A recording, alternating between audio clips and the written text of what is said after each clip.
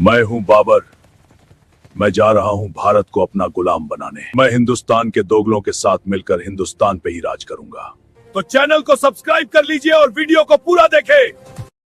इतिहास के पन्ने अक्सर शाही स्याही से नहीं बल्कि आम लोगों के खून और राजाओं की लालच से लिखे जाते हैं। भारत के गुलाम बनने की कहानी भी किसी एक दिन की घटना नहीं थी। यह एक ऐसा लंबा ड्रामा था जिसकी पटकथा हमारे अपने ही लोगों के विश्वासघात और विदेशी ताकतों की भूख ने लिखी थी। कहानी शुरू होती है भारत से हजारों किलोमीटर दूर मध्य एशिया की कड़ाके की ठंड में। तारीख थी 14 फरवरी 1483, जब फरगाना आज का उज्बेकिस्तान में एक ऐसे बच्चे का जन्म हुआ जिसका नाम था जहीरुद्दीन मोहम्मद बाबर। लेकिन नाम भारी भरकम होने से किस्मत भारी नहीं होती। बाबर की हालत धोबी का कुत्ता, न घर का न घाट का जैसी थी। वह तैमूर लंका वंशज था और चंगेज खान का खून उसकी रगों में था, लेकिन उसके पास रहने को अपना घर तक नहीं था। कभी वह समरकंद जीतता तो फरगाना हाथ से निकल जाता, फरगाना बचाने जाता तो समरकंद छिन जाता। हालात ये थे कि एक वक्त ऐसा आया जब इस राजकुमार के पास न सिर छिपाने को छत थी, न सैनिकों को खिलाने के लिए रोटी। वह काबुल की पहाड़ियों में अपनी किस्मत को कोस रहा था। लेकिन बाबर के पास एक चीज थी जो उसे बाकी लुटेरों से अलग बनाती थी, उसकी तोपें और उसकी डायरी। उसे पता था कि काबुल की सूखी रोटियों से पेट नहीं भरेगा। उसकी नजर दक्षिण की ओर थी, उस जमीन पर जिसे दुनिया सोने की चिड़िया कहती थी, हिंदुस्तान। अब जरा कैमरा घुमाते हैं दिल्ली की तरफ। यहाँ लोदी वंश का राज था और सुल्तान की गद्दी पर बैठा था इब्राहिम लोदी। इब्राहिम एक सनकी और घमंडी शासक था। उसे लगता था कि दिल्ली का तख्त लोहे का बना है जिसे कोई हिला नहीं सकता। लेकिन उसे नहीं पता था कि लोहे को काटने के लिए जंग उसी के घर में लग चुकी है। इतिहास गवाह है, भारत को जब भी लूटा गया दरवाजा अंदर से ही खोला गया। इब्राहिम लोदी से तंग आकर पंजाब के गवर्नर दौलत खान लोदी और इब्राहिम के अपने चाचा आलम खान ने एक भयानक साजिश रची। उन्हें लगा कि बाबर एक लुटेरा है, वह आएगा, इब्राहिम लोदी को मारेगा, दिल्ली को लूटेगा और वापस काबुल भाग जाएगा। फिर दिल्ली की गद्दी इन दोनों की होगी। यही वह टर्निंग पॉइंट था जहां भारत की तकदीर पलट गई। उन्होंने बाबर को खत लिखा, आइए, हिंदुस्तान आपका इंतजार कर रहा है। ये खत नहीं बल्कि भारत की गुलामी का इनविटेशन कार्ड था। बाबर तो बस मौके की तलाश में था। उसे तो अंधा क्या चाहे, दो आंखें वाली स्थिति मिल गई। साल 1526, गर्म हवाओं के थपेड़े और धूल भरी आंधी। पानीपत का मैदान सज चुका था। एक तरफ इब्राहिम लोदी की विशाल फौज, 1 लाख सैनिक और 1000 से ज्यादा खूंखार हाथी। यह एक चलता फिरता पहाड़ था। दूसरी तरफ बाबर, सिर्फ 12,000 सैनिक। गणित के हिसाब से बाबर की हार तय थी। 1 लाख के सामने 12,000 क्या ही टिकते। लेकिन युद्ध भीड़ से नहीं, दिमाग से जीते जाते हैं। बाबर अपने साथ एक ऐसा ब्रह्मास्त्र लाया था जिसे हिंदुस्तान ने पहले कभी नहीं देखा था, बारूद और तोपखाना। बाबर ने अपनी फौज को तुगलमा नीति से सजाया। उसने अपनी सेना को अर्धचंद्राकार शेप में फैला दिया। बीच में बैलगाड़ियों को चमड़े की रस्सियों से बांधकर एक दीवार बना दी ताकि लोदी के हाथी सीधे हमला न कर सकें, और उन बैलगाड़ियों के बीच में छिपा दी अपनी मौत की मशीनें, तोपें। 21 अप्रैल की सुबह जैसे ही लोदी की सेना आगे बढ़ी, उसे लगा कि वह बाबर को कुचल देगी। हाथियों की चिंगाड़ से आसमान गूंज रहा था। लेकिन तभी धड़ाम, बाबर की तोपों ने आग उगलना शुरू किया। भारत के हाथियों ने इससे पहले सिर्फ तलवारों की खनक सुनी थी, बारूद के धमाके नहीं। तोपों की उस भयानक आवाज और आग को देखकर लोदी के हाथी अपनी ही सेना पर पलट गए। वे अपने ही सैनिकों को पैरों तले रौंदने लगे। लोदी की 1 लाख की भीड़ में भगदड़ मच गई। जो हाथी लोदी की ताकत थे वही उसकी कमजोरी बन गए। दोपहर होते होते हिंदुस्तान का सुल्तान इब्राहिम लोदी मारा गया। उसकी लाश के साथ ही दिल्ली सल्तनत का अंत हो गया। युद्ध जीतने के बाद बाबर ने खजाना खोल दिया। उसने अपने हर सैनिक को, यहाँ तक कि काबुल की जनता को भी चांदी के सिक्के बंटवाए। लोगों ने खुश होकर उसे कलंदर की उपाधि दी। दौलत खान लोदी और राणा सांगा, जिन्होंने सोचा था कि बाबर लूटकर चला जाएगा, अब बाबर के जाने का इंतजार कर रहे थे। लेकिन बाबर ने दिल्ली के तख्त पर बैठकर मुस्कुराते हुए ऐलान कर दिया, अब काबुल की गरीबी और ठंड में वापस जाने का मेरा कोई इरादा नहीं है। यह हिंदुस्तान अब मेरा है। यह सुनते ही भारत के राजाओं के पैरों तले जमीन खिसक गई। उन्होंने अनजाने में एक ऐसे मेहमान को घर बुला लिया था जिसने अब घर पर ही कब्जा कर लिया था। बाबर ने बड़ी मेहनत से भारत में मुगलों का तंबू गाड़ा था, लेकिन उसे क्या पता था कि उसका अपना ही बेटा उस तंबू की रस्सियां ढीली कर देगा। साल 1530 में बाबर की मौत हो गई और दिल्ली की गद्दी पर बैठा उसका 23 साल का बेटा नसीरुद्दीन हुमायूं। नाम का मतलब होता है भाग्यशाली, लेकिन इतिहास गवाह है कि मुगल सल्तनत में इससे ज्यादा बदनसीब बादशाह शायद ही कोई दूसरा हुआ हो। हुमायूं एक अच्छा इंसान था, लेकिन एक बुरा राजा। राजा को शेर जैसा होना चाहिए, लेकिन हुमायूं गाय जैसा था। उसने अपने पिता की आखिरी इच्छा का पालन करते हुए सबसे बड़ी गलती कर दी। उसने अपनी सल्तनत को अपने भाइयों कामरान, अस्करी और हिंदाल में केक की तरह बांट दिया। राजनीति का उसूल है, एक म्यान में दो तलवारें नहीं रह सकती, और यहाँ तो चार चार थीं। भाइयों ने मुश्किल वक्त में साथ देने के बजाय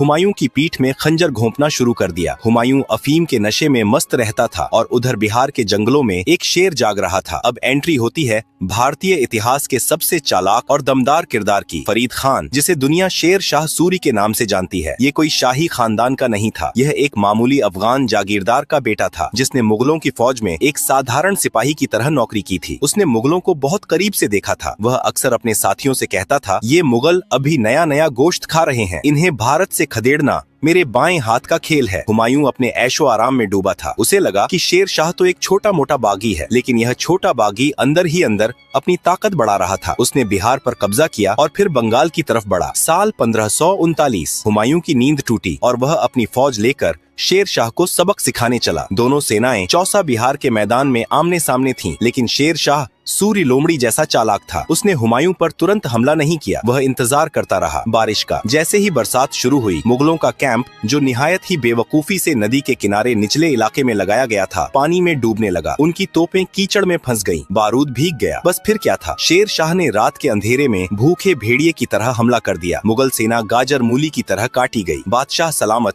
अपनी जान बचाने के लिए घोड़े समेत गंगा नदी में कूद गए। तैरना आता नहीं था, डूबने ही वाले थे कि एक निजाम नाम के भिश्ती ने उन्हें अपनी मशक हवा भरी हुई चमड़े की थैली के सहारे बचा लिया। सोचिए, जिस मुगल ने भारत को जीतने का दम भरा था, आज उसकी जान एक चमड़े की थैली पर टिकी थी। हुमायूं जान बचाकर आगरा भागा, लेकिन शेर शाह रुकने वाला नहीं था। अगले ही साल 1540 में बिलग्राम कन्नौज में फिर युद्ध हुआ। इस बार हुमायूं के पास न तोपें थीं न हौसला। शेर शाह ने उसे ऐसी पटखनी दी कि हुमायूं को न सिर्फ दिल्ली बल्कि पूरा हिंदुस्तान छोड़कर भागना पड़ा। भारत में मुगल साम्राज्य का दी एंड हो चुका था। 15 साल तक भारत पर शेर शाह सूरी और उसके वंशजों का राज रहा। शेर शाह ने इन 5 सालों में वो काम कर दिखाए जो मुगल 50 साल में नहीं कर पाए। उसने जीटी रोड बनवाई, रुपया चलाया और डाक व्यवस्था सुधारी। इधर हुमायूं की हालत भिखारी जैसी हो गई थी। वह सिंध और राजस्थान के रेगिस्तानों में भटक रहा था। अपने भाइयों के पास मदद मांगने गया तो उन्होंने दरवाजे बंद कर लिए। इसी बदनसीबी और निर्वासन के द्वार में अमरकोट के हिंदू राजा राणा वीरसाल ने मानवता दिखाई और इस मुस्लिम भगोड़े को अपने महल में पनाह दी। यही वह जगह थी जहां 15 अक्टूबर 1542 को हमीदा बानो की कोख से एक बच्चे का जन्म हुआ, जलालुद्दीन मोहम्मद अकबर। जरा विडंबना देखिए, भविष्य का मुगल ए आजम एक हिंदू राजपूत के घर में पैदा हुआ था, जबकि उसका पिता बेघर था। शायद यही वजह थी कि अकबर की रगों में कट्टरता नहीं बल्कि भारत की मिट्टी की महक थी। कहते हैं वक्त का पहिया घूमता जरूर है। 1545 में कालिंजर के किले को जीतते समय बारूद के फटने से शेर शाह सूरी की मौत हो गई। शेर शाह के मरते ही सूर साम्राज्य ताश के पत्तों की तरह बिखरने लगा। उसके उत्तराधिकारी कमजोर और निकम्मे निकले। हुमायूं, जो अब तक ईरान के शाह की मदद से अपनी ताकत बटोर रहा था, ने देखा कि लोहा गर्म है। 1555 में यानी 15 साल बाद वह वापस लौटा। उसने सरहिंद की लड़ाई में सिकंदर सूरी को हराया और दोबारा दिल्ली के तख्त पर कब्जा किया। मुगल वापस आ चुके थे, लेकिन हुमायूं की किस्मत में सुख ज्यादा दिन का नहीं था। जनवरी 1556 की एक शाम वह अपनी लाइब्रेरी दीनपनाह भवन में किताबें पढ़ रहा था। अजान की आवाज सुनकर वह नमाज के लिए तेजी से सीढ़ियों से नीचे उतरने लगा और तभी पैर फिसला। वह लुढ़कते लुढ़कते नीचे गिरा और सिर में गहरी चोट लगने से उसकी मौत हो गई। एक प्रसिद्ध इतिहासकार ने हुमायूं पर क्या गजब का तंज कसा है। हुमायूं जिंदगी भर लड़खड़ाता रहा और लड़खड़ाते हुए ही अपनी जान दे दी। हुमायूं के सीढ़ियों से गिरने के बाद मुगल सल्तनत ताश के पत्तों की तरह बिखर सकती थी। गद्दी पर बैठने वाला कोई अनुभवी योद्धा नहीं बल्कि 13 साल का एक बच्चा था, जलालुद्दीन अकबर। अकबर को पढ़ना लिखना नहीं आता था, लेकिन उसे इंसानों को पढ़ना बखूबी आता था। उसे समझ आ गया था कि हिंदुस्तान पर राज करना है तो हिंदुस्तानियों को गुलाम बनाकर नहीं बल्कि उन्हें अपना दोस्त बनाकर ही टिक सकते हो। कहानी फिर उसी पानीपत के मैदान में पहुंचती है जहां बाबर ने किस्मत पलटी थी। साल 1556 अकबर के सामने था हेमू हेमचंद्र विक्रमादित्य, एक हिंदू बनिया जिसने अपनी मेहनत से दिल्ली की गद्दी छीन ली थी। हेमू लगातार 22 लड़ाइयां जीत चुका था। अकबर तो बच्चा था, असली कमान उसके संरक्षक बैराम खान के हाथ में थी। युद्ध में हेमू जीत रहा था, मुगलों के पैर उखड़ बढ़ रहे थे, लेकिन तभी किस्मत ने फिर मुगलों का साथ दिया। एक तीर हवा में उड़ता हुआ आया और सीधे हेमू की आंख में जा लगा। हेमू हाथी से गिरा और उसकी सेना में भगदड़ मच गई। बैराम खान ने मौके का फायदा उठाया और हेमू का सिर काट दिया। अकबर जीत गया, लेकिन इस जीत ने उसे एक बहुत बड़ी सीख दी। हर बार किस्मत साथ नहीं देगी। इस देश में टिकना है तो राजपूतों से दोस्ती करनी होगी। अकबर ने देखा कि राजपूत शूरवीर हैं, वे सिर कटा सकते हैं लेकिन झुका नहीं सकते। उसने सोचा, इनसे लड़ने में क्यों अपनी ऊर्जा बर्बाद करनी, इन्हें अपना रिश्तेदार बना लो। यहीं से शुरू हुई मुगलों की वैवाहिक कूटनीति। अकबर ने आमेर के राजा भारमल की बेटी हरकाबाई जोधाबाई से शादी की। यह सिर्फ एक शादी नहीं थी, यह एक मास्टर स्ट्रोक था। जैसे ही अकबर ने राजपूत राजकुमारी से शादी की, आधे राजपूत तो अपने आप मुगलों के रिश्तेदार बन गए। जो तलवारें मुगलों की गर्दन काटने के लिए उठती थीं, अब वही तलवारें मुगलों की रक्षा के लिए उठने लगीं। अकबर ने राजपूतों को अपनी ढाल बना लिया। मान सिंह जैसे योद्धा अब मुगलों के सेनापति थे। अकबर ने जजिया कर हटाया, हिंदुओं को ऊंचे पद दिए और सुलह ए कुल की नीति अपनाई। लोग कहने लगे, मुगल तो परदेसी थे, लेकिन अकबर तो अपना लगता है। बस यही वो सॉफ्ट पावर थी जिसने भारत को मानसिक रूप से गुलाम बना लिया। 1605 में अकबर की मौत के बाद उसका बेटा सलीम जहांगीर तख्त पर बैठा। इसे सल्तनत चलाने से ज्यादा शौक चित्रकला, शराब और अपनी पत्नी नूरजहां का था। शासन की असली चाबी नूरजहां के पल्लू में बंधी थी। जहांगीर खुद को बहुत बड़ा न्यायप्रिय मानता था। उसने आगरा के किले में सोने की जंजीर अदल लटकवाई थी। किसी को भी दिक्कत हो, घंटी बजाओ, बादशाह खुद आएंगे। लेकिन उसे खबर ही नहीं थी कि उसके साम्राज्य की नींव में दीमक लगनी शुरू हो गई है। 1608 में कैप्टन हॉकिंस और बाद में सर थॉमस रो अंग्रेज उसके दरबार में आए। वे हाथ जोड़कर बोले, हुजूर, हम तो बस छोटे मोटे व्यापारी हैं, थोड़ा मसाला बेचने दीजिए। जहांगीर को लगा कि ये गोरे लोग क्या ही बिगाड़ लेंगे। उसने उन्हें व्यापार करने की इजाजत दे दी, सूरत में फैक्ट्री लगाने की परमिशन। यही वह गलती थी जिसे इतिहास कभी माफ नहीं करेगा। जिस ईस्ट इंडिया कंपनी को जहांगीर ने दुकान खोलने की जगह दी, वो आगे चलकर पूरा मकान भारत ही हड़प लेगी। जहांगीर के बाद 1627 में गद्दी पर आया शाहजहां। इसे इंजीनियर बादशाह कहिए तो गलत नहीं होगा। इसके द्वार में भारत दुनिया का सबसे अमीर देश दिख रहा था। उसने अपनी बेगम मुमताज की याद में ताजमहल बनवाया, दिल्ली में लाल किला खड़ा किया और जामा मस्जिद बनवाई। उसने दुनिया का सबसे महंगा सिंहासन तख्त ए ताउस मयूर सिंहासन बनवाया, जिसमें बेशकीमती कोहिनूर हीरा जड़ा था। ऊपर से सब कुछ गुड़ गुड़ लग रहा था, लेकिन हकीकत कुछ और थी। इन इमारतों को बनाने में शाहजहां ने पानी की तरह पैसा बहाया। जब आगरा में ताजमहल बन रहा था, तब दक्कन दक्षिण भारत में भयानक अकाल पड़ा था। लोग भूखे मर रहे थे और बादशाह संगमरमर तराशने में व्यस्त थे। किसानों पर टैक्स का बोझ इतना बढ़ गया कि वे बर्बाद होने लगे। शाहजहां ने भारत को सुंदर तो बनाया, लेकिन अंदर से खोखला कर दिया। वह अपनी शान और शौकत में इतना मगन था कि उसे पता ही नहीं चला कि उसका अपना ही बेटा उसके खून का प्यासा हो चुका है। शाहजहां के 4 बेटे थे, दारा शिकोह, औरंगजेब, शुजा और मुराद। शाहजहां चाहता था कि उसका बड़ा बेटा दारा शिकोह, जो अकबर जैसा उदार था, राजा बने, लेकिन उसका तीसरा बेटा औरंगजेब एक अलग ही मिट्टी का बना था। वह न संगीत सुनता था, न शराब पीता था। उसे सिर्फ एक नशा था, सत्ता और कट्टरता का। 1658 में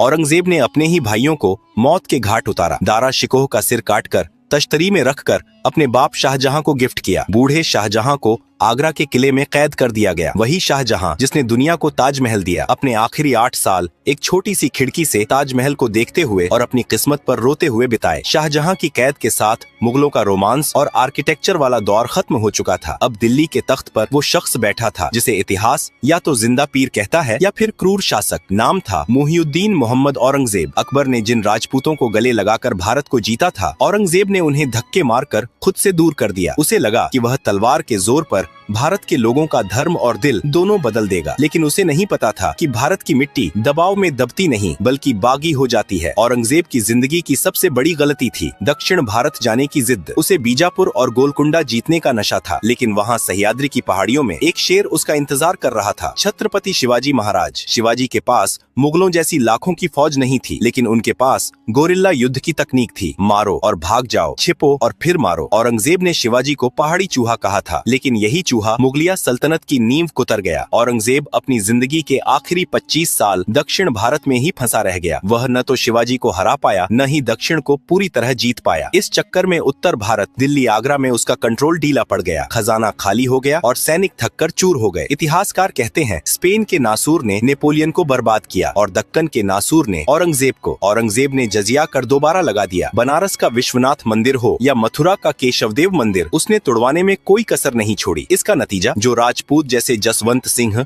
और जय सिंह मुगलों की तलवार बनकर लड़ते थे, अब वे मुगलों के खिलाफ हो गए। पंजाब में सिखों ने बगावत कर दी। गुरु तेग बहादुर का शीश कटवाकर और गुरु गोबिंद सिंह के बच्चों को दीवारों में चुनवाकर औरंगजेब ने सोचा कि उसने डर कायम कर दिया, लेकिन असल में उसने खालसा को जन्म दे दिया था, जिसने आगे चलकर मुगलों की ईंट से ईंट बजा दी। 3 मार्च 1707 को 88 साल की उम्र में औरंगजेब की मौत हो गई। वह मरते वक्त अपने हाथ में तस्बीह माला लिए अपनी गुनाहों की माफी मांग रहा था, लेकिन तब तक बहुत देर हो चुकी थी। उसके मरते ही मुगलों में वही पुराना खेल शुरू हो गया, गद्दी के लिए मारकाट। लेकिन इस बार गद्दी पर बैठने वाले शेर नहीं, बल्कि गीदड़ थे। बहादुर शाह, जहांदार शाह, फर्रुखसियर, ये सब नाम मात्र के बादशाह थे। किसी को शराब का शौक था तो किसी को दरबारियों के इशारों पर नाचने का। सबसे मशहूर नमूना था मोहम्मद शाह रंगीला। भाई साहब को कथक देखने और शराब पीने से फुर्सत ही नहीं थी। उसे खबर दी जाती कि दुश्मन हमला करने वाला है तो वह कहता, हनोज दिल्ली दूर अस्त, अभी दिल्ली दूर है, बाद में देखेंगे। जब घर का मालिक कमजोर हो तो चोर दरवाजे नहीं खटखटाते, सीधे अंदर घुस जाते हैं। 1739 में ईरान का लुटेरा नादिर शाह भारत आया। उसे पता था कि दिल्ली का बादशाह रंगीला 1 नंबर का डरपोक है। करनाल के युद्ध में नादिर शाह ने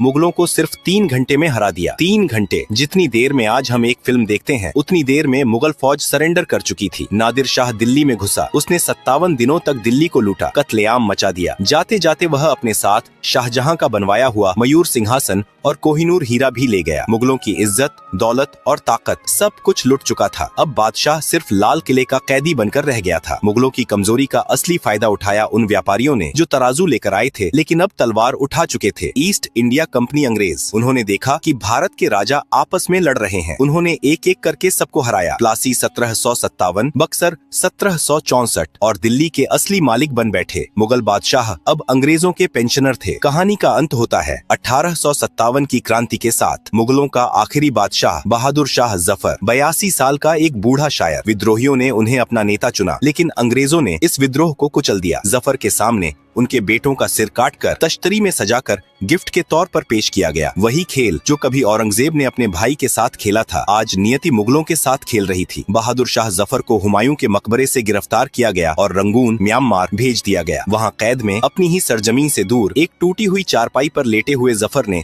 अपनी आखिरी गजल लिखी थी। कितना है बदनसीब जफर दफन के लिए, 2 गज जमीन भी न मिली कुए यार में। 1862 में उनकी मौत के साथ ही बाबर द्वारा 1526 में जलाया गया मुगलों का दीपक हमेशा के लिए बुझ गया। तो दोस्तों, यह थी मुगलों की कहानी। बाबर की तोपों से शुरू हुई यह दास्तान अकबर की नीतियों से परवान चढ़ी, शाहजहां की शान में चमकी, लेकिन औरंगजेब की कट्टरता और बाद के बादशाहों की अय्याशी में डूब गई। इतिहास गवाह है, भारत को बाहरी ताकतें कभी नहीं हरा पाईं। बाबर भी दौलत खान लोदी के बुलावे पर आया था और अंग्रेज भी मीर जाफर जैसे गद्दारों की मदद से जीते। मुगलों ने 300 साल राज किया, लेकिन जब उन्होंने भारत को अपना समझना छोड़ा और लूटने या बदलने की कोशिश की, तो भारत ने उन्हें इतिहास के कूड़ेदान में फेंक दिया। सोने की चिड़िया आज भी वही है, बस पिंजरे बदल जाते हैं। कल मुगल थे, फिर अंग्रेज आए और आज खैर, यह फैसला मैं आप पर छोड़ता हूँ।